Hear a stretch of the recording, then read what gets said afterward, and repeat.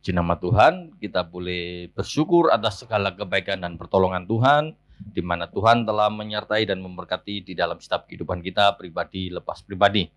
Di sini kita mau belajar satu kebenaran firman Tuhan, seorang tokoh yang bernama Paulus. Sebelumnya mari kita berdoa terlebih dahulu.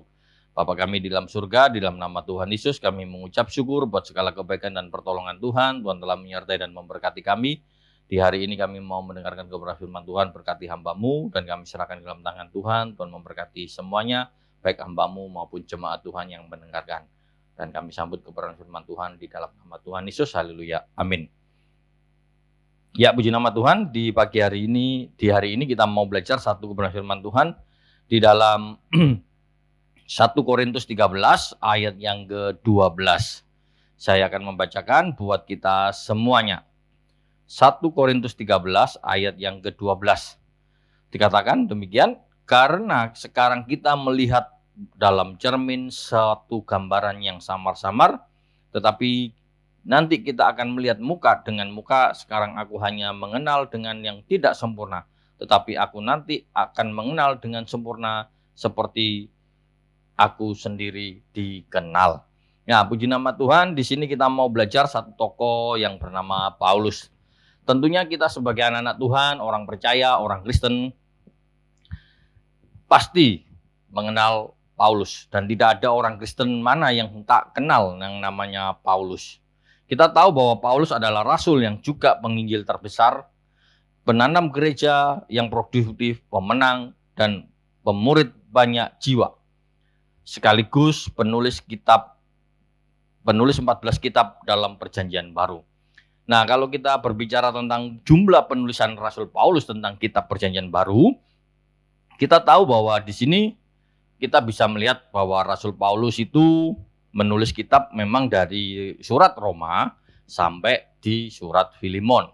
Nah, setelah itu kalau kita lihat, itu tidak ada tulisan dari Paulus. Kalau kita bandingkan dari surat Roma sampai surat Filemon, itu tulisannya dari Paulus. Setidak-tidaknya itu membuktikan bahwa Rasul Paulus sebagai seorang penulis. Tetapi setelah itu kita tidak tahu. Dan yang menjadi perdebatan, yang ke-14 ini kitabnya siapa yang ditulis oleh, kitab apa yang ditulis oleh Rasul Paulus. Nah, banyak orang yang mengatakan bahwa Ibrani yang menulis surat Paulus. Tetapi itu masih menjadi pertentangan. Ada yang mengatakan itu Barnabas, ada yang mengatakan itu yang lain. Tetapi di pagi hari ini kita tidak mempermasalahkan jumlahnya. Paulus ini menulis berapa. Tetapi di dalam Perjanjian Baru, kalau kita perhatikan, di dalam 27 kitab, di dalam Perjanjian Baru, Paulus menulis sebanyak 13. Itu paling gampang yang kita ketahui secara tertulis nama dari Paulus. Nah, di sini kita mau melihat bahwa Paulus adalah penulis dari 13 kitab di dalam Perjanjian Baru, yang merupakan hampir sebagian besar Perjanjian Baru ditulis oleh Paulus. Nah, di sini kita bisa melihat bahwa Rasul Paulus sungguh sangat luar biasa di dalam dia mau menulis. Dan tulisan Rasul Paulus yang ada di dalam Alkitab itu yang diakui sebagai firman Allah melalui proses yang cukup panjang. Masih ada tulisan-tulisan Rasul Paulus tapi tidak masuk di dalam Alkitab. Nah, di sini kita bisa memperhatikan bahwa begitu banyak karya Rasul Paulus di dalam tulisan itu membuktikan bahwa dia adalah seorang yang memiliki kemampuan yang luar biasa secara akademis. Nah, di sini kita juga memperhatikan bahwa di dalam perjalanan hidupnya sebelum dia dikenal oleh semua orang karena kehebatan itu, saat namanya masih Saulus, saat gelap, sebelum menerima Tuhan Yesus sebagai Tuhannya, Saulus merupakan salah satu tokoh yang mengerikan di kalangan pengikut Yesus. Karena dia menganggap ajaran Kristus sebagai ajaran yang menyimpang dari hukum Yahudi. Jadi kalau kita memperhatikan sebelum dia menjadi orang percaya, Saulus adalah seorang yang sangat luar biasa di dalam kalangan orang Yahudi. Dia adalah orang yang menentang ajaran Kristus dan dia melihat bahwa ajaran Kristus ini adalah ajaran yang menyimpang dan perlu untuk disingkirkan atau dipinggirkan karena ini mengganggu ajaran orang-orang Yahudi. Nah, di sini kita mau memperhatikan bahwa nama Saulus, ketika kita membandingkan namanya Saulus itu di dalam bahasa Ibrani namanya disebut, nama aslinya adalah Rasul Paulus adalah Saul. Yang dari sini maka kita bisa menyebut namanya dengan Rabi Saul yang menunjukkan kepada nama aslinya. Dan kedudukannya dia adalah sebagai seorang scholar lulusan Beit Hillel, murid Rabban Gamaliel di dalam Kisah Para Rasul 22 ayat yang ketiga. Nah, di sini kita bisa memperhatikan bahwa Rasul Paulus memiliki kemampuan secara akademik karena dia belajar lulusan dari sekolah tinggi atau sekolah Yahudi yang dimana gurunya adalah Gamaliel yang saat itu sedang memiliki nama yang luar biasa di kalangan akademik pada waktu itu. Nah, di sini kita bisa memperhatikan bahwa Saulus secara akademik, secara di dalam lingkungannya, dia menjadi orang yang memiliki kemampuan yang luar biasa. Nah, ketika kita memperhatikan Saulus sebagai penganiaya jemaat, maka kita akan memperhatikan bahwa Saulus pertama kali munculnya di Kisah Para Rasul pasal 7 ayat yang ke-58 yang dikatakan demikian, mereka menyeret dia keluar kota lalu melemparinya, dan saksi-saksi meletakkan jubah mereka di depan kaki seorang muda yang bernama Saulus. Jadi kalau kita lihat di dalam Kisah Para Rasul pasal yang ke-7 ini adalah satu peristiwa di mana Stefanus, seorang murid Tuhan, bersaksi tentang Kristus. Dia bersaksi di hadapan orang Yahudi dan menceritakan jalan Tuhan, yaitu Kristus sebagai jalan keselamatan. Nah, di sini kita bisa memperhatikan bahwa apa yang disaksikan oleh Stefanus itu membuat orang-orang Yahudi menjadi marah. Lalu mereka melakukan tindakan yang agresif, di mana dia melakukan tindakan secara paksa, yaitu menarik dia sampai keluar kota, lalu melempari Stefanus, dan mereka melepaskan jubah-jubahnya itu di depan kaki Paulus. Saat Stefanus dianiaya, disitulah Saulus datang. Dengan kata lain, secara tidak langsung, Saulus mengizinkan tindakan orang Yahudi dan membenarkan sebagai satu tindakan yang legal. Dan itu yang dilakukan oleh Stefanus. Nah, di sini kita bisa memperhatikan apa yang dilakukan oleh Saulus, bahwa dia adalah orang yang sungguh-sungguh melakukan satu tindakan yang nyata.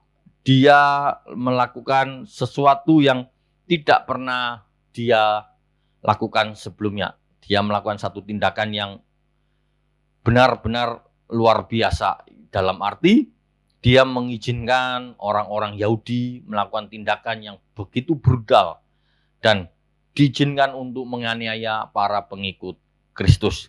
Nah, di sini kita bisa melihat tindakan Paulus atau Saulus pada waktu itu sungguh sangat baik dalam pemandangan orang-orang Yahudi. Tetapi bagi anak-anak Tuhan itu adalah satu tindakan yang tidak menyenangkan, bahkan menjadi satu ancaman bagi anak-anak Tuhan pada waktu itu. Jadi, sang rasul ini memiliki nama asli yang bernama Saul, yang namanya sesuai dengan nenek moyangnya, yaitu Raja Saul, Raja Israel pertama. Jadi Saul di dalam perjanjian lama yang menjadi Raja Israel dengan Saulus atau Saul itu sama, dalam arti namanya yang sama. Dan dia sama-sama dari suku Benyamin, di mana suku Benyamin merupakan suku yang sangat luar biasa, dalam arti suku ini adalah sukunya orang Israel yang menjadi orang yang sukunya yang pertama kali suku yang menjabat seorang raja. Dengan kata lain, suku Benyamin adalah suku ningrat. Meskipun suku paling kecil, namun dia dijadikan oleh Tuhan raja pertama kali dari suku Benyamin. Ini menunjukkan bahwa suku Benyamin adalah suku yang sangat dihormati. Nah, dikisahkan bahwa ketika Stefanus dilempari batu oleh anggota Mahkamah Agama, Saulus ada di sana dan menyetujui Stefanus dibunuh. Nah, di sini kita bisa memperhatikan bahwa Saulus yang masih muda itu merupakan orang yang sangat membenci ajaran Kristus. Bahkan dia menjadi aktivis agama Yahudi yang dengan bengis berusaha membinasakan siapa saja yang mengikuti ajaran Yesus.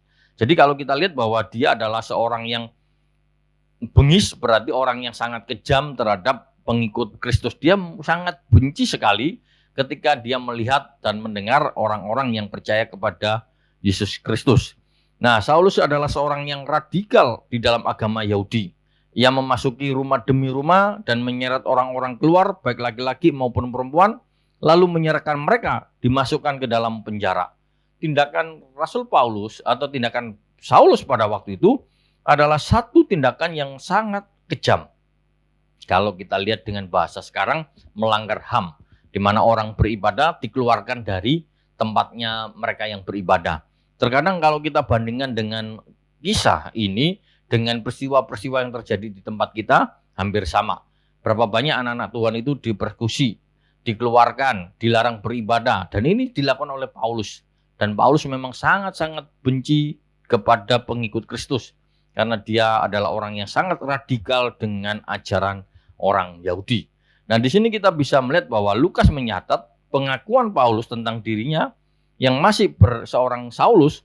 Bagaimanapun juga aku sendiri pernah menyangka bahwa aku harus keras bertindak menentang nama Yesus dari Nazaret.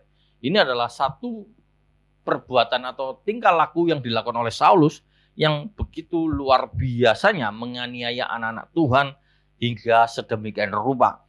Tidak peduli dia seorang laki-laki atau perempuan, semuanya diperlakukan dengan tidak baik dan diseret semuanya masuk di dalam penjara. Ketika dia berterus terang menentang nama Yesus dari Nazaret, itulah yang menjadi dasarnya dia sangat membenci. Nah, di sini kita bisa melihat latar belakangnya dari Rasul Paulus. Sebelum dia melakukan tindakan-tindakan yang sedemikian rupa, ternyata kita bisa melihat latar belakangnya Rasul Paulus terlebih dahulu. Karena di dalam latar belakang kehidupan Saulus tercatat bahwa di dalam Alkitab dia dilahirkan di Tarsus, sebuah kota utama di provinsi Kilikia yang terletak di sebelah timur Asia yang kini disebut Turki. Saulus juga mempunyai nama lain dalam bahasa Romawi yaitu Paulus yang artinya kecil. Jadi kalau kita membandingkan bahwa nama Saulus itu nama orang Yahudi, sedangkan Paulus adalah nama orang Yunani.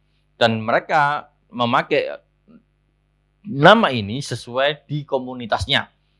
Dan itu dipakai oleh Saulus ketika dia menjadi murid Tuhan karena dia melayani di luar bangsa Yahudi.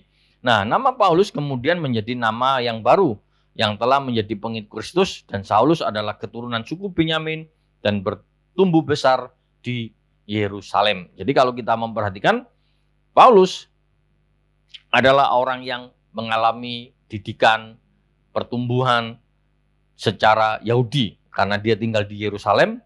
Maka kalau kita lihat tidak salah kalau sepanjang masa mudanya merupakan seorang yang terpelajar, dididik oleh seorang rabi Yahudi yang paling dihormati pada masa itu, yaitu Gamaliel. Seorang yang dihormati karena dia mampu mendidik satu sekolah orang-orang Yahudi yang diajarkan oleh Gamaliel ini. Nah, di sini kita bisa melihat bahwa di masa mudanya Saulus sangat taat kepada hukum Taurat dan hidup sebagai seorang Farisi menurut asap atau aturan tata cara peribadatan dan cara hidup sehari-hari. Yang paling keras dalam Yahudi itu sebabnya dia tumbuh menjadi seorang fanatik dan teroris agama yang kejam. Jadi kalau kita memperhatikan sejak masa mudanya, Rasul Paulus atau Paulus ini tidak salah kalau dia menjadi seorang yang fanatik karena di dalam kehidupannya dididik secara luar biasa karena dia masuk di dalam golongan Farisi. Golongan yang menurut mereka adalah golongan yang taat kepada aturan tata cara ibadat dan cara hidup sehari-hari. Kita perlu mengetahui sedikit tentang aturan orang Yahudi bahwa seorang laki-laki ketika dia sudah 12 tahun, ketika dia sudah disunat, maka dia berhak bertanggung jawab atas dirinya sendiri, bukan menjadi tanggung jawab orang tuanya. Karena itu Saulus ketika dia sekolah, dia adalah sudah menjadi pribadi yang bertanggung jawab. Dan orang-orang Yahudi, seorang laki-laki ketika dia belajar di sekolah atau pendidikan untuk belajar tentang hukum Taurat, itu banyak sekali sekolah yang ada. Tetapi sekolah yang paling ketat aturan adalah menjadi orang Farisi. Jadi tidak mudah menjadi orang Farisi, Tidak gampang untuk masuk di sana, dia harus mengikuti aturan tata cara beribadat yang sangat ketat dan aturan-aturan yang dibuat. Jadi kalau kita lihat aturan Farisi itu sangat ketat dengan aturan sehari-hari. Dan kalau kita memperhatikan apa yang dilakukan oleh orang-orang Farisi terhadap Yesus kepada murid-murid Tuhan Yesus, juga kita tahu bahwa murid-murid Tuhan Yesus selalu diperhatikan oleh orang Farisi. Ketika orang murid-murid Tuhan Yesus itu melakukan tindakan atau tingkah laku yang tidak sesuai dengan aturan mereka, maka mereka protes. Jadi mereka terikat dengan aturan yang terikat dengan aturan sehari-hari. Inilah yang menjadikan Saulus itu terbawa, apalagi sejak masa muda. Biasanya anak muda itu kalau didoktrin itu mudah sekali menangkap. Jadi usia-usia remaja, anak dan remaja adalah usia yang sangat mudah untuk diarahkan. Kalau anak muda, anak-anak itu diarahkan yang negatif, dia akan menjadi negatif. Kalau dia diarahkan ke arah positif, dia akan menjadi anak yang positif. Nah, di sini kita bisa tahu bahwa Paulus mengalami didikan yang sedemikian rupa, menyebabkan dia menjadi seorang fanatik, dia menjadi seorang teroris agama yang berbeda dengan agamanya, menjadi musuhnya. Itu sudah tertanam di dalam pikirannya, dan dia sudah mau menyerahkan hidupnya dengan aturan-aturan yang dia terima, yang dia pelajari, dan dia lakukan. Sehingga kalau kita lihat itu betapa luar biasanya Paulus di dalam menaati agamanya ini. Satu tindakan yang nyata, satu tindakan yang luar biasa yang dilakukan oleh Paulus yang pada waktu itu melakukan tindakan yang nyata.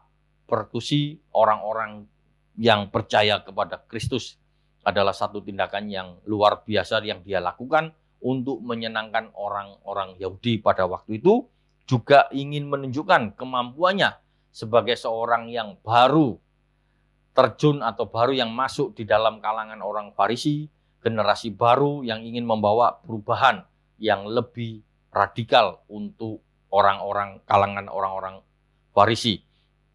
Nah, di sini kita juga tahu bahwa Saulus juga bertekad untuk menumpas semua orang yang mengikut ajaran Yesus, yang dianggapnya sebagai penyimpangan dari hukum Taurat, sehingga dia menjadi penganiaya paling kejam bagi orang-orang pengikut Yesus. Tindakannya bukan hanya mengganggu atau menangkap dan memasukkan penjara, tetapi dia berani melakukan satu tindakan, yaitu penganiayaan. Satu perbuatan yang nyata yang mau dilakukan supaya itu menjadi pelajaran bagi pengikut Kristus untuk tidak melakukan atau jangan lagi meneruskan ajaran ini. Dan itu yang dilakukan oleh Paulus yang sedemikian rupa supaya orang-orang itu mengetahui. Nah, dia menangkap dan menyiksa, bahkan memaksa para pengikut Yesus untuk menyangkali iman mereka. Tujuan Paulus di dalam melakukan penganiayaan terhadap anak-anak Tuhan adalah supaya mereka menyangkal imannya kepada Yesus. Satu tindakan yang seringkali kita pernah lihat dan kita dengar, bahwa banyak sekali anak-anak Tuhan itu dipaksa untuk menyangkali imannya dengan berbagai macam cara. Mulai dari cara kekerasan maupun dengan cara yang halus. Kalau kita memperhatikan sekarang, mungkin orang melakukan dengan cara kekerasan tidak berani secara langsung. Pasti sembunyi-sembunyi dia melakukan kekerasan. Karena ketika kekerasan itu ditunjukkan atau ditayangkan di YouTube atau di televisi atau di media sosial, pasti akan bertampak yang tidak baik buat mereka. Tetapi kalau kita lihat bahwa banyak sekali orang-orang diajarkan untuk menyangkali iman yang percaya kepada Tuhan Yesus itu sekarang dengan cara yang berubah, yaitu dengan jabatan, dengan harta, dengan uang, supaya mereka berubah dengan tawaran-tawaran yang menarik, supaya mereka berubah karena diberhadapkan oleh situasi yang menyenangkan. Nah, di sini kita bisa melihat bahwa tindakan Saulus adalah satu tindakan yang sangat luar biasa di dalam menganiaya jemaat Tuhan. Dan kita bisa melihat bahwa dia memaksa supaya mereka menyangkali iman dan mereka mau kembali mengikut ajaran Yahudi. Nah, kalau kita lihat di sini, dengan berbuat demikian, Saulus menganggap dirinya telah mengabdi kepada Tuhan. Ketika dia melakukan semuanya yang dia lakukan itu, dia memiliki satu tujuan bahwa inilah pekerjaan yang saya lakukan, adalah pekerjaan untuk menyenangkan Tuhan.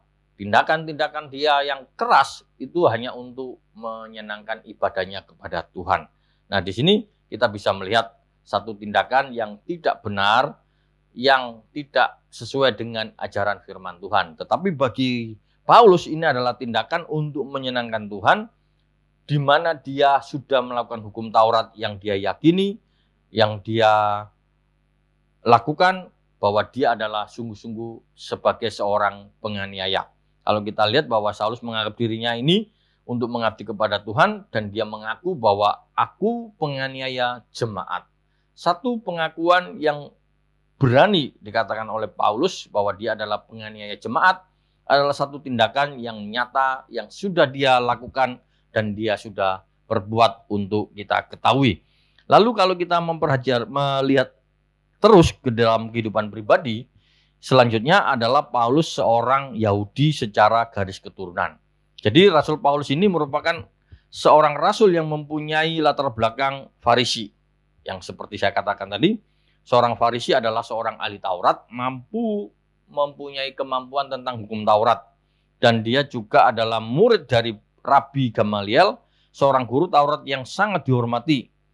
Dan kalau orang Yahudi itu memiliki midras, yaitu dasarnya untuk melakukan aturan-aturan itu ada buku yang bernama midras. Kita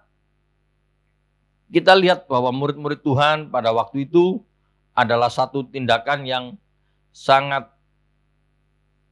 luar biasa di dalam menghadapi ketakutan yang begitu dalam. Murid-murid Tuhan sangat takut menghadapi apa yang dilakukan oleh Paulus. Tetapi kalau kita lihat bahwa murid-murid Tuhan tetap mampu bertahan. Murid-murid Tuhan masih bisa melakukan satu sikap imannya kepada Kristus ketika dia menghadapi penganiayaan yang cukup berat. Dia tidak menyerah dengan keadaan, dia tidak kalah dengan situasi dan kondisi yang ada, tetapi mereka masih tetap memegang imannya kepada Tuhan. Meskipun pada waktu itu Rasul Paulus terus melakukan tindakan-tindakan yang luar biasa sampai dia mengatakan aku seorang penganiaya jemaat, ternyata jemaat-jemaat Tuhan tetap masih kuat. Masih ada orang-orang yang setia di dalam mengiring Yesus meskipun dianiaya secara luar biasa. Nah, di sini kita mau melihat secara identitas. Paulus adalah orang yang dari golongan Farisi. Jadi dengan kata lain bahwa Paulus ini adalah secara keturunan dia memang orang Farisi atau orang Yahudi. Dan di situ kita bisa melihat bahwa murid-murid yang belajar tentang hukum Taurat, di dalam pelajarannya dia juga melihat bahwa tulisan-tulisan Rasul Paulus itu menunjukkan bahwa Rasul Paulus membuktikan bahwa Paulus adalah seorang ahli Taurat. Dia mampu menulis hukum Taurat di dalam tulisan-tulisannya di dalam Perjanjian Baru, dia selalu mengutip Perjanjian Lama. Berarti kalau kita lihat bahwa pendidikan Paulus itu sangat tinggi dan kemampuan tentang hukum Taurat itu juga tinggi, di mana diasuh oleh seorang guru besar Gamaliel. Dan tentunya Saulus sangat memahami pelajaran hukum Taurat karena dia adalah lulusan dari sekolah madrasah Taurat.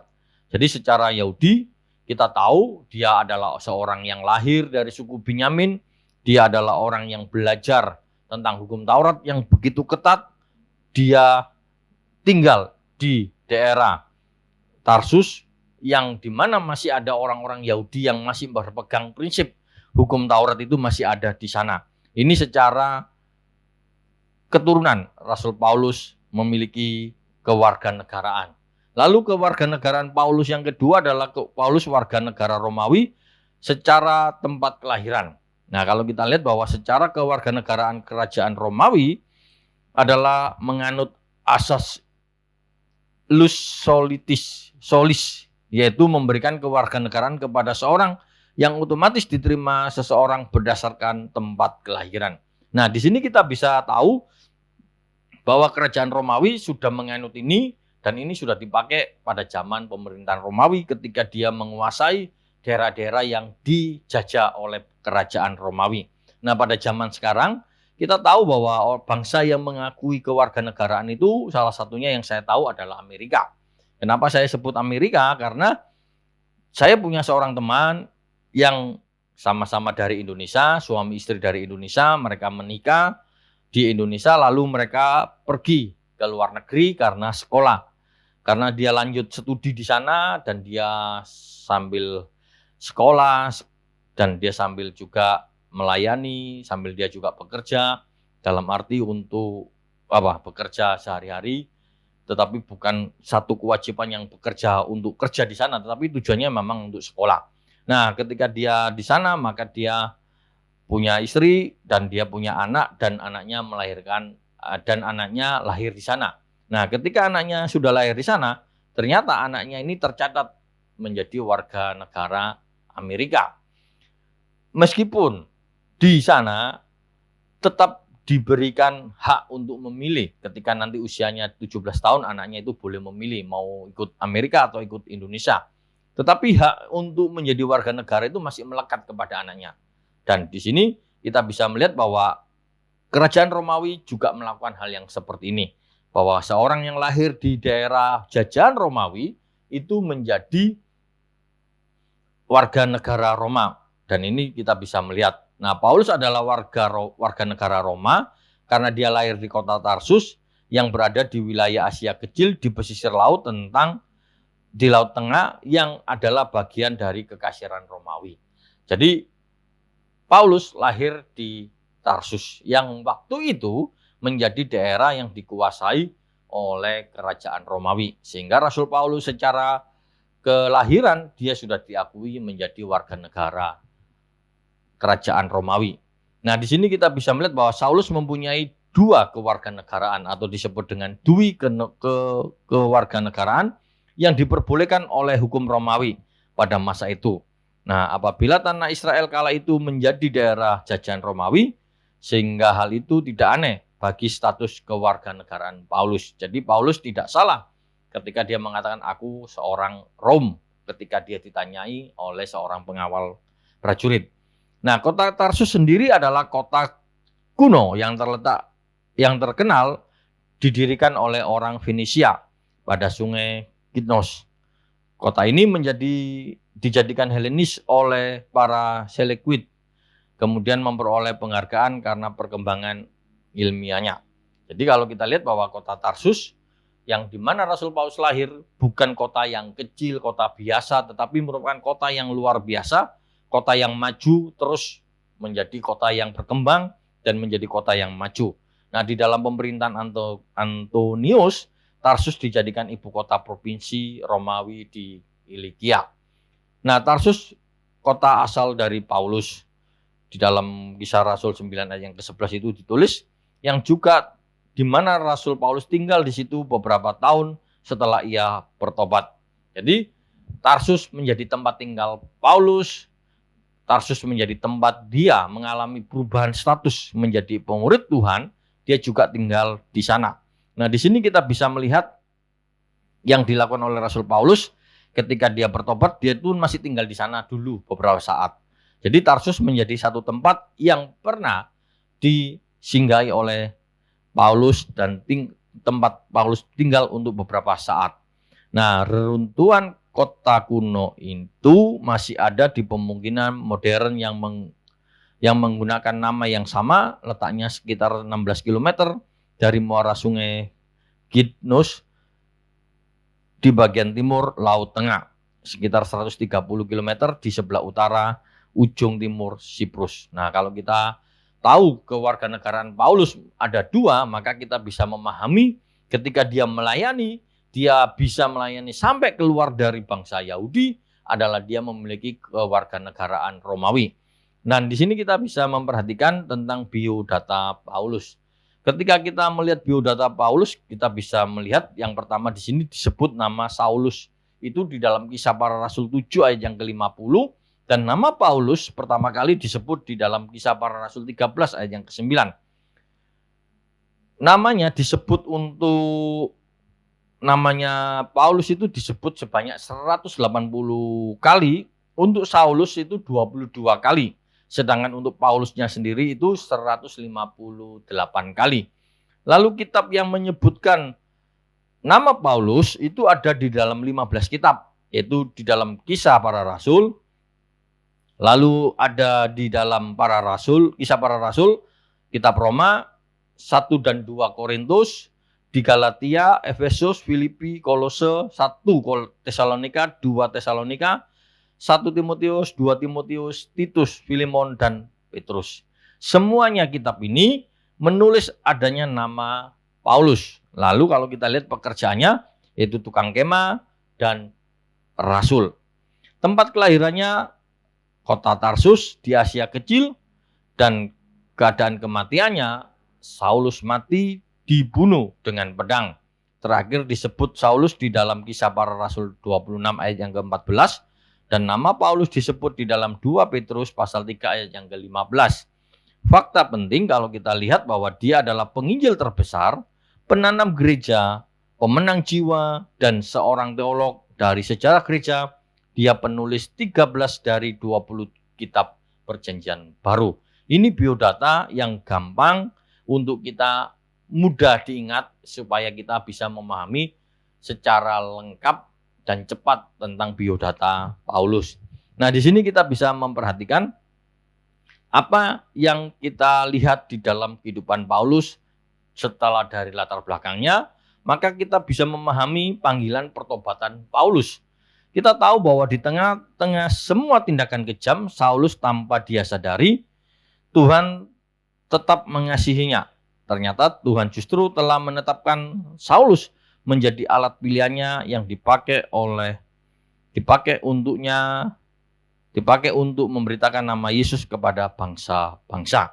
Jadi kalau kita lihat bahwa Paulus memang dipakai oleh Tuhan untuk menjadi alatnya. Di sini kita bisa melihat bahwa Tuhan sendiri yang menetapkan Paulus. Tuhan sendiri yang punya rencana terhadap Paulus untuk menjadikan dirinya sebagai seorang penginjil di dalam pemberitaan nama Tuhan untuk bangsa-bangsa. Jadi menjadi alat pilihannya, dipakai untuk memberitakan nama Tuhan itu dari Allah. Tindakan dari Allah, bukan dari Paulusnya secara pribadi. Kebengisan Saulus sama sekali tidak menghalangi rencana Tuhan atas dia. Dan titik awal perubahan ini terjadi dalam panggilan pertobatan Tuhan atasnya. Nah, pertobatan itu terjadi saat perjalanan Saulus ke Damsyik dalam rangka misi terorisnya. Ketika dia hendak menghadap imam besar orang Yahudi agar diberi surat kuasa untuk membunuh murid-murid Yesus. Jadi di sini kita bisa melihat bahwa Saulus di dalam semangat yang luar biasa menerima surat kuasa legalnya untuk menangkap orang Kristen dan bisa membunuh murid-murid Yesus. Di saat semangat yang berkobar-kobar itu, kita bisa melihat bahwa di saat itulah Tuhan menetapkan satu misi, bahwa Paulus dipakai untuk memberitakan nama Tuhan. Satu hal yang luar biasa. Secara manusia, Saulus ingin menangkap dan membunuh orang-orang Kristen, tetapi Tuhan justru memakai pribadi yang sama, yaitu Saulus, yang akan menangkap anak-anak Tuhan, justru memberitakan nama Kristus kepada mereka yang belum mengenal. Saulus berhasil mendapatkan surat kuasa itu.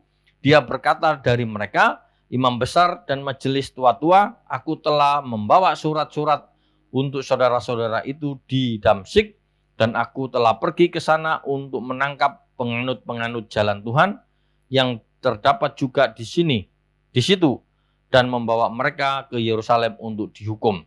Nah, ini adalah satu tindakan yang mau dilakukan oleh Saulus.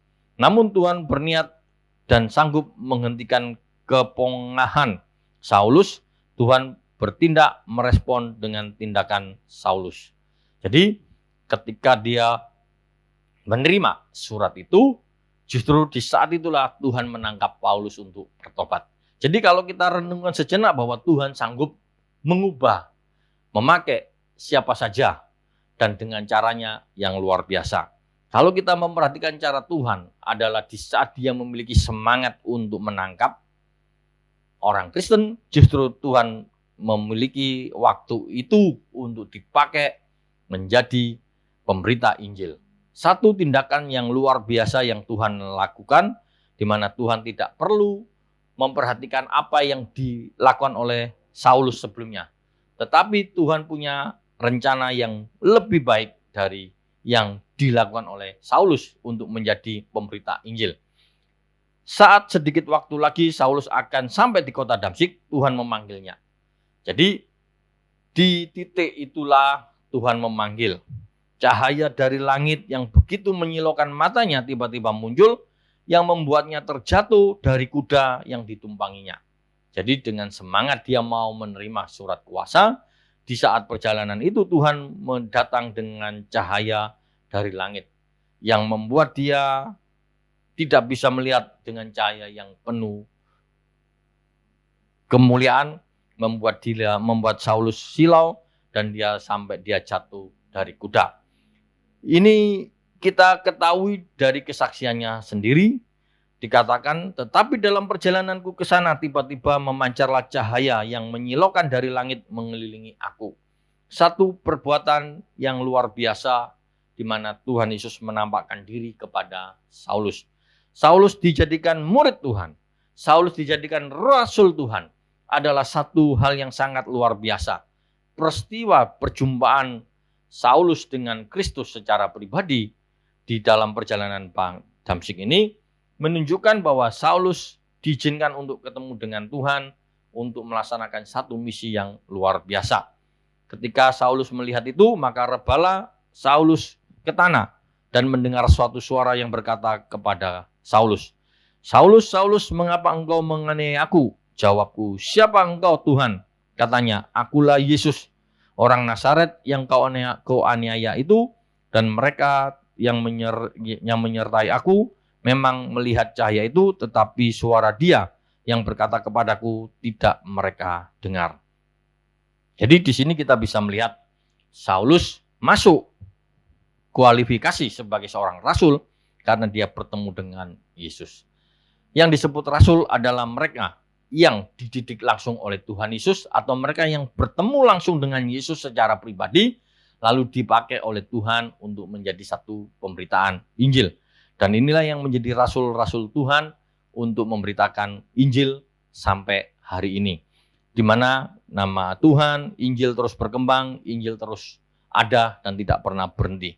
Di sini kita bisa melihat tindakan Tuhan yang terjadi, tindakan Tuhan yang dilakukan kepada Saulus, dan ini terjadi. Maka di sini kalau kita lihat kata Saulus dikatakan, "Maka kataku, Tuhan, apa yang harus ku berbuat?" Kata Tuhan kepadaku, "Bangkitlah dan pergilah ke Damsyik, di sana akan diberitahukan kepadamu segala sesuatu yang ditugaskan kepadamu, karena aku tidak dapat melihat oleh karena cahaya yang menyilaukan mata ini." Maka kawan-kawan seperjalananku memegang tanganku dan menuntun aku ke Damsyik. Dari panggilan pertobatan itu, Tuhan membawa Saulus ke sebuah titik awal perubahan terpenting bagi hidupnya. Jadi, perjumpaan Tuhan Yesus dengan Paulus secara pribadi dalam Kisah Rasul pasal yang ke-22 ayat 6-11 ini adalah satu kisah di mana ini adalah titik awal Saulus mengalami pertobatan, mengalami perubahan menjadi murid Tuhan.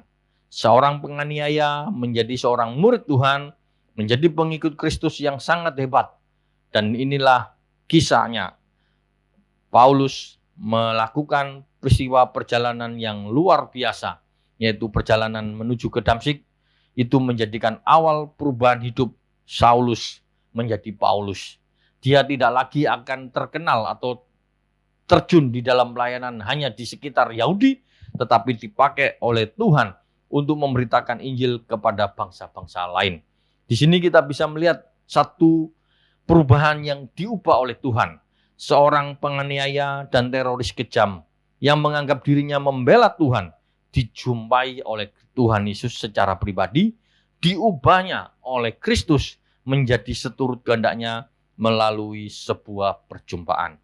Perjumpaan di jalan Damsyik adalah perjumpaan yang sangat luar biasa, di mana pribadi yang begitu tegas dan kejam terhadap pengikut Tuhan, diubahkan oleh Tuhan menjadi pengikut Kristus untuk memberitakan Injil, untuk memberitakan nama Kristus kepada bangsa-bangsa yang belum mengenal.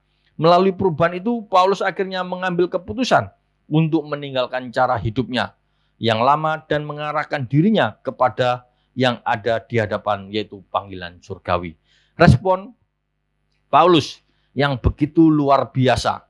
Dia mau mengubah hidupnya. Dia mau mengubah tingkah lakunya sebagai seorang penganiaya menjadi pemberita Injil. Dia menguasai hukum Taurat, dipakai untuk memberitakan Injil melalui apa yang dia miliki, yaitu pengetahuan tentang hukum Taurat yang dia miliki untuk dia beritakan, di mana puncak dari hukum Taurat adalah Kristus yang sebagai sang penyelamat. Dan di sini kita bisa melihat bahwa perubahan nama Saulus dan Paulus bukan karena Tuhan mengganti perbedaan itu, karena dalam komunitas yang berbeda. Paulus dipakai namanya untuk memberitakan Injil kepada bangsa-bangsa lain di luar bangsa Yahudi, sehingga nama Paulus bisa dipakai. Nama Paulus bisa terkenal, bisa dikenal oleh kalangan orang-orang di luar Yahudi, karena nama Paulus adalah memakai nama bahasa Yunani, sehingga nama Paulus bisa dikenal dan bisa diketahui secara luar biasa. Nah, di sini kita bisa melihat pertobatan Paulus ini bukan hanya sekedar dia bertobat, tetapi ada hal yang luar biasa, perubahan mengubah hidupnya menjadi seorang Farisi. Untuk diubah itu adalah sesuatu yang tidak mudah. Biasanya orang yang sudah duduk di Farisi itu tidak mudah untuk dia itu berubah. Kalau kita ingat di peristiwa Tuhan Yesus disalib, Nikodemus itu juga orang Farisi. Dia tidak berani langsung menyatakan mendukung Yesus, tetapi dia datang malam-malam untuk berkomunikasi dengan Yesus. Dia menunjukkan bahwa memang status sebagai seorang Farisi itu tidak gampang, tetapi Paulus mau menerima. Paulus mau mengalami perubahan di dalam hidupnya, meninggalkan kebanggaannya sebagai orang Farisi. Seorang yang memiliki kedudukan di Farisi adalah kedudukannya sangat terhormat pada waktu itu di kalangan orang Yahudi. Tetapi Paulus mau tetap berani melepaskan apa yang menjadi kebanggaannya. Dia mengarahkan dirinya kepada Kristus yang memanggilnya. Jadi dari pertobatan Paulus inilah kita bisa melihat bahwa Paulus sungguh-sungguh sangat luar biasa. Dia memulai hidupnya untuk mengarahkan panggilannya kepada panggilan surgawi lagi, bukan panggilan dari aturan hukum Taurat. Di sini kita bisa melihat dari pertobatan Paulus sangat jelas bahwa dia sungguh-sungguh bertobat dan dia sungguh-sungguh mau melakukan apa yang menjadi tugasnya, yaitu panggilan surgawi, memberitakan nama Yesus Kristus. Apa yang dapat kita pelajari dari kehidupan Rasul Paulus? Di sini kita bisa memperhatikan yang kita lihat di dalam kehidupan Rasul Paulus setelah dia bertobat, atau sepanjang kehidupan Rasul Paulus yang kita lihat, pengalamannya sebagai penganiaya jemaat, dia menjadi orang yang sangat keras hati, sebagai dikatakan orang yang fanatik dan radikal. Tetapi dia bertobat, maka kita bisa mengambil satu pelajaran dari kehidupan Rasul Paulus. Di mana kalau kita lihat yang pertama dari pelajaran dari kehidupan Rasul Paulus, maka kita melihat yang pertama, kita belajar bahwa Allah dapat menyelamatkan siapa saja. Konsep ini perlu kita ketahui bahwa Allah itu ingin menyelamatkan manusia yang berdosa. Allah tidak pernah memilih-milih, tetapi semua orang berdosa wajib untuk menerima kasih karunia Tuhan. Karena anugerah Tuhan itu diberikan kepada semua orang. Kita ingat ketika Adam dan Hawa jatuh dalam dosa, apa yang dikatakan bahwa nanti keturunan perempuan itu akan menghancurkan kepala ular. Satu nubuatan di mana Tuhan ingin menyelamatkan semua manusia yang berdosa. Itu yang perlu kita pegang. Kisah Paulus yang luar biasa tersebut terulang dalam setiap hari di mana orang berdosa di sekeliling dunia berubah karena karunia keselamatan Allah di dalam Yesus Kristus. Kita tahu bahwa peristiwa pertobatan Rasul Paulus adalah peristiwa yang sering kali terjadi, yang sering kali dialami oleh setiap orang-orang yang ada di sekeliling kita. Kita mendengar kisah yang hampir sama seperti Paulus. Orang yang radikal, orang yang sangat jahat dengan kekristenan, biasanya mereka itu bertobat. Dan mereka adalah orang-orang yang ditangkap oleh Tuhan. Ketika dulu saya kuliah, ada dosen saya, dosen bahasa Inggris saya itu bercerita. Karena dia sebagai dosen bahasa Inggris, dia salah satu pelayan Tuhan di gereja besar pada waktu itu. Dia menceritakan bahwa ada seorang anaknya, seorang tokoh agama lain yang bertobat. Dia anaknya seorang tokoh besar di provinsi lain. Orang ini sangat terhormat, dihormati, diagungkan. Lalu anaknya tiba-tiba bertobat dan percaya kepada Tuhan. Nah, ayahnya supaya dia tidak malu, karena dia adalah orang yang dihormati, baik secara politik maupun secara situasi agama, di situasi daerahnya itu, secara pemerintahan itu juga dihormati, maka dia menyuruh orang-orang untuk menangkap. Dia minta bantuan dari aparat untuk mencari anaknya. Nah, suatu ketika anaknya ini lari berpindah-pindah, sampailah dia di Surabaya. Dia bertemu, tinggal dibantu oleh salah satu gereja di mana dosen saya ini beribadah. Nah, dibantu oleh rekannya sesama pelayan Tuhan. Dia bantu, dia menyembunyikan di salah satu hotel, disembunyikan di sana. Tapi nggak bisa lama, paling 2 hari atau 3 hari, selesai itu dia pindah lagi. Nah, kisah ini hampir sama dengan kisah Paulus. Dan kalau saya lihat, pertobatan-pertobatan yang seperti Paulus itu selalu ada dan selalu banyak terulang. Dan di sini kita bisa melihat bahwa Tuhan sungguh sangat sayang kepada orang-orang yang seperti Rasul Paulus, di mana seorang yang radikal, seorang yang begitu jahat dengan orang-orang Kristen, hampir semua ditangkap oleh Tuhan dan dijadikan alatnya untuk memberitakan Injil.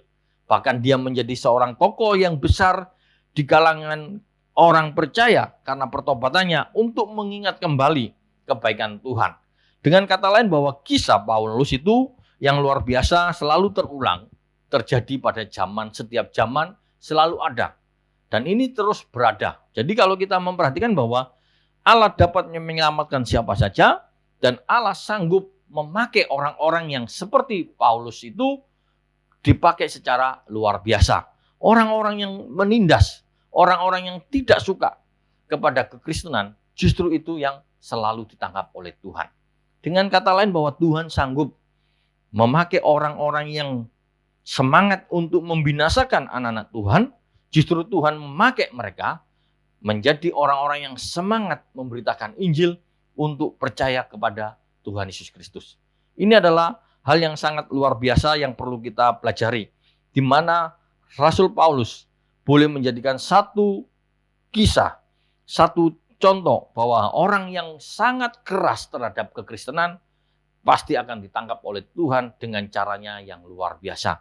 Cara Tuhan memenangkan mereka adalah dengan cara yang berbeda-beda.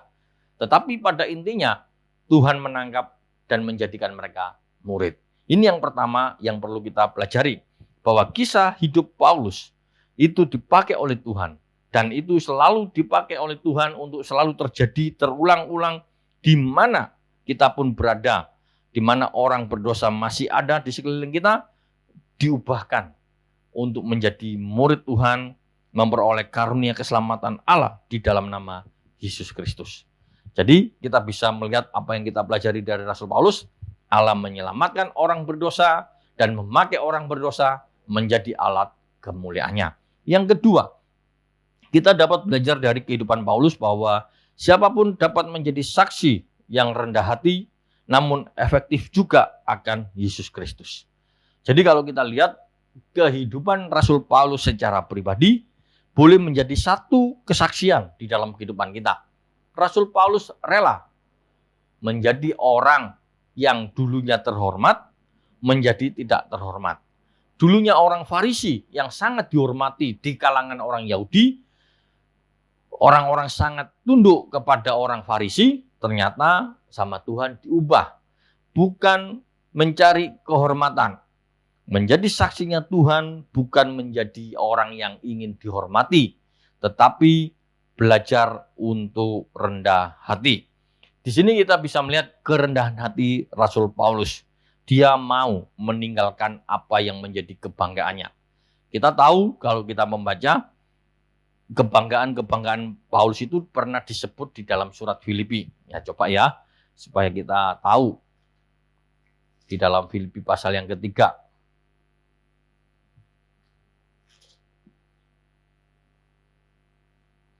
Dikatakan demikian.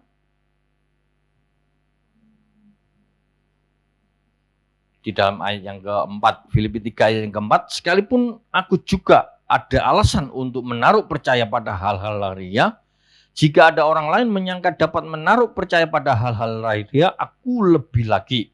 Disunat pada hari ke-8, dari bangsa Israel, dari suku Benyamin, dari orang Ibrani asli, tentang pendirian terhadap hukum Taurat, aku orang Farisi, tentang kegiatan aku penganiaya jemaat, tentang kebenaran dalam menaati hukum Taurat, aku tidak bercacat. Ayat yang ke-7, tetapi apa yang dahulu merupakan keuntungan bagiku, sekarang kuanggap rugi karena Kristus.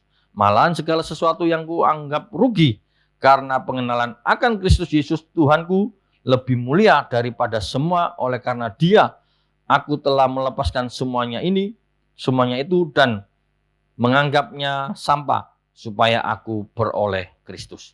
Jadi di sini kita bisa belajar satu kerendahan hati dari Paulus. Dari kerendahan hati ini cukup efektif juga untuk Yesus Kristus. Di mana Paulus yang harusnya disombongkan secara lahiriah, dia bisa menyombongkan dia orang Ibrani asli. Orang dari suku Benyamin, suku yang dihormati karena Raja Israel pertama kali dari suku Benyamin. Tentang pendiriannya, tentang hukum Taurat, dia orang Farisi. Tugasnya menganiaya jemaat itu sudah poin-poin yang lebih menurut aturan hukum Taurat pada waktu itu. Tetapi apa yang menjadi satu kebanggaan bagi Paulus pada waktu itu, ternyata semuanya dianggap sampah. Justru dia ingin memperoleh Kristus. Dan Kristus inilah yang menjadi berita senter di dalam pelayanan Rasul Paulus. Rasul Paulus mulai melayani, menjadi pengikut Kristus yang efektif ketika dia mulai belajar merendahkan hatinya di dalam pelayanan. Dia tahu apa itu kekurangan, dia tahu apa itu kelebihan. Rasul Paulus mengalami hal yang sangat luar biasa di dalam dia mengikut Kristus. Dia tidak mengeluh, dia tidak berhenti, tetapi dia tetap melayani Tuhan karena Kristus lebih menderita di dalam kehidupannya. Kristus lebih mengalami kesakitan yang lebih. Karena itu Rasul Paulus tidak pernah menyangkal. Rasul Paulus tidak pernah memberontak ketika dia mengalami tekanan-tekanan yang luar biasa. Keluhan atau catatan-catatan penderitaan yang ditulis oleh Rasul Paulus di dalam 1 Korintus itu adalah hal yang sangat luar biasa. Kapal karam, tidak makan, terluntar-luntar di ombak, di tengah laut, bahaya dengan adanya serigala, bahayanya penyamun, menunjukkan bahwa di dalam dia mengikut Tuhan, Paulus tidak pernah mengeluh. Dia tetap memiliki sikap rendah hati karena dia ingin memperoleh Kristus di dalam hidupnya. Rasul Paulus mengajarkan kepada kita seorang yang rendah hati ketika dia mulai melayani seorang budak yang bernama Onesimus. Dia mau mengajar dengan kebaikannya, dia menerima Onesimus, seorang budak yang dipenjara karena dia mencuri apa yang menjadi milik tuannya, yaitu Filemon. Dengan itu, Paulus ingin menjamin kehidupan Onesimus kepada Filemon, supaya Filemon tidak menuntut balas kepada Onesimus. Paulus juga melayani seorang pedagang yang bernama Lydia. Dia juga menjadi rekan Rasul Paulus di dalam pelayanannya untuk memberitakan Injil. Dan ini adalah satu cara Rasul Paulus memenangkan jiwa di kalangan para pedagang. Rasul Paulus bisa memenangkan orang-orang di kalangan budak seperti Onesimus. Rasul Paulus bisa memenangkan kepada orang-orang yang memiliki jabatan seperti kepala penjara. Ketika dia di dalam penjara, dia memberitakan Injil, sehingga kepala penjara Filipi mengalami pertobatan bersama keluarganya. Rasul Paulus bisa bertemu dengan Raja Bernike. Dia bisa memberitakan Injil kepada seorang raja, seorang gubernur. Kalau kita lihat bahwa Rasul Paulus adalah seorang yang dipakai oleh Tuhan menjadi saksi yang rendah hati, karena dia bisa melayani dari kalangan yang paling bawah seorang budak sampai kepada seorang raja. Ini adalah boleh menjadi satu pelajaran buat kita, bahwa di dalam kehidupan Rasul Paulus, dia selalu rendah hati di dalam melayani, memberitakan Kristus di dalam segala keadaan. Satu tugas yang sangat luar biasa. Dan kita bisa merenungkan dan bisa melihat satu tindakan yang nyata yang dilakukan oleh Rasul Paulus bagi kita. Seringkali kita terjebak dengan komunitas pelayanan kita, sehingga pelayanan kita hanya terbatas pada orang-orang itu saja. Tetapi ketika kita belajar dari Paulus, maka kita boleh menjadi saksi Tuhan yang rendah hati, yang efektif untuk Tuhan dimanapun kita berada. Sekarang kita mau merenungkan kembali di dalam kehidupan kita, bahwa apakah kita sudah menjadi pelayan Tuhan yang efektif untuk Kristus dimanapun kita berada. Rasul Paulus lebih dahulu melayani yang efektif untuk orang-orang yang ada di sekitarnya. Dia tidak pernah melepaskan kesempatan-kesempatan yang ada. Dia ketemu dengan Aquila, menjadi orang yang sama-sama penjual tenda. Sesama bisnisnya penjual tenda, sama-sama dia melayani Tuhan, dia memberitakan Injil. Sehingga banyak orang-orang yang dimenangkan. Jadi kalau kita renungkan sejenak, bahwa belajar dari kehidupan Paulus sangat bermanfaat bagi kehidupan kita pada saat ini, di mana Rasul Paulus dipakai oleh Tuhan yang efektif pada zamannya di dalam dunia yang saat itu sedang memasuki dunia modern. Dari orang Yahudi menuju ke dunia Yunani yang sedang modern, dia dipakai oleh Tuhan, di mana Injil Tuhan tidak ketinggalan zaman. Injil Tuhan bisa diterima di kalangan orang-orang Yunani yang saat itu, orang-orang Romawi yang saat itu memiliki filsafat, memiliki kemampuan berpikir yang lebih logis dibandingkan hukum Taurat yang terpaku aturan yang ketat. Ternyata Rasul Paulus mampu memperkenalkan Kristus kepada mereka. Di akhir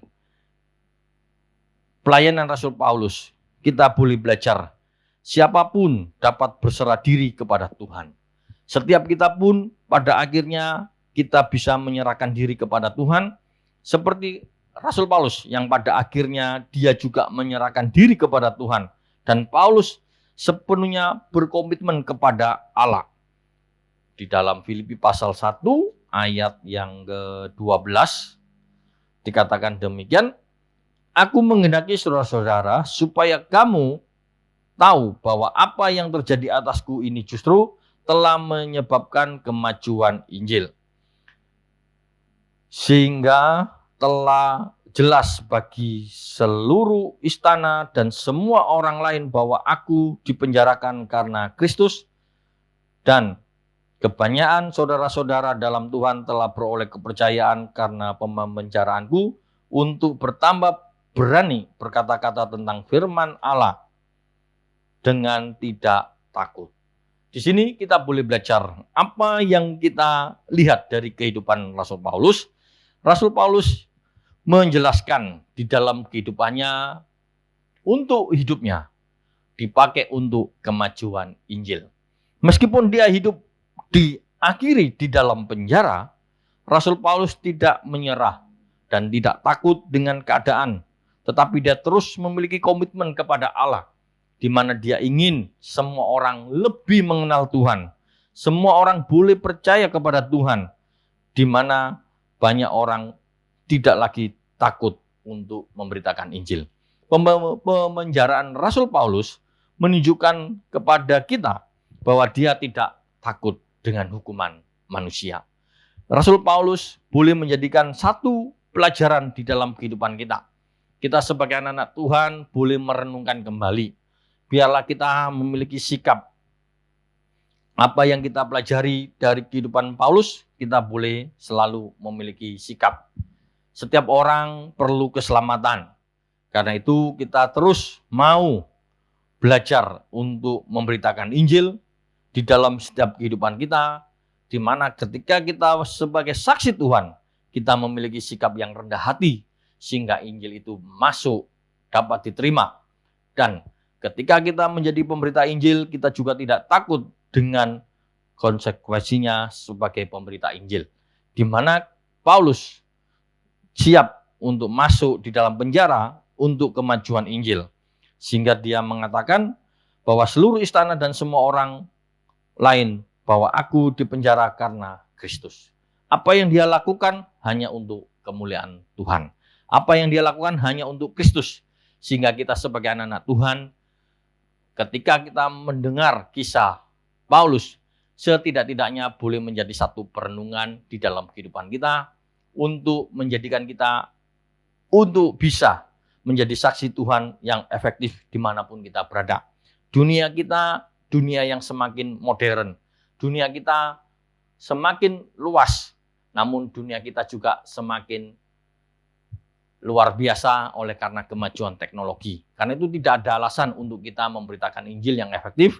Dan kita juga menjadi pribadi-pribadi yang gampang bisa bergaul, bisa menjadi saksi Tuhan di saat kita bertemu dengan siapa saja.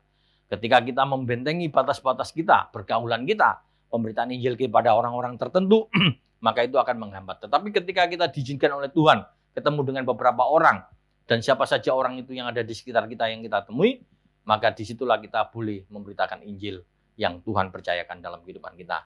Kebenaran firman Tuhan boleh menjadi satu perenungan dalam kehidupan kita. Dari tokoh Paulus boleh menjadikan perenungan di dalam kehidupan kita bahwa Tuhan sanggup memakai orang seperti Paulus yang dulunya menjadi orang yang begitu taat dengan hukum Taurat, namun dipakai oleh Tuhan untuk alat kemuliaannya. Orang yang begitu tinggi kedudukannya mau menurunkan dengan rendah hati untuk melayani Tuhan. Tidak lagi mencari kedudukan jabatan, tetapi untuk kemuliaan dan kebesaran nama Tuhan. Bela kebenaran firman Tuhan boleh menjadi berkat buat kita semuanya, dan mari kita berdoa. Amin firman Tuhan. Bapa kami di dalam surga, di dalam nama Tuhan Yesus Kristus, kami mengucap syukur buat segala kebaikan dan pertolongan yang Tuhan berikan di dalam kehidupan kami. Tuhan telah menyertai di dalam pemberitaan kebenaran firman Tuhan.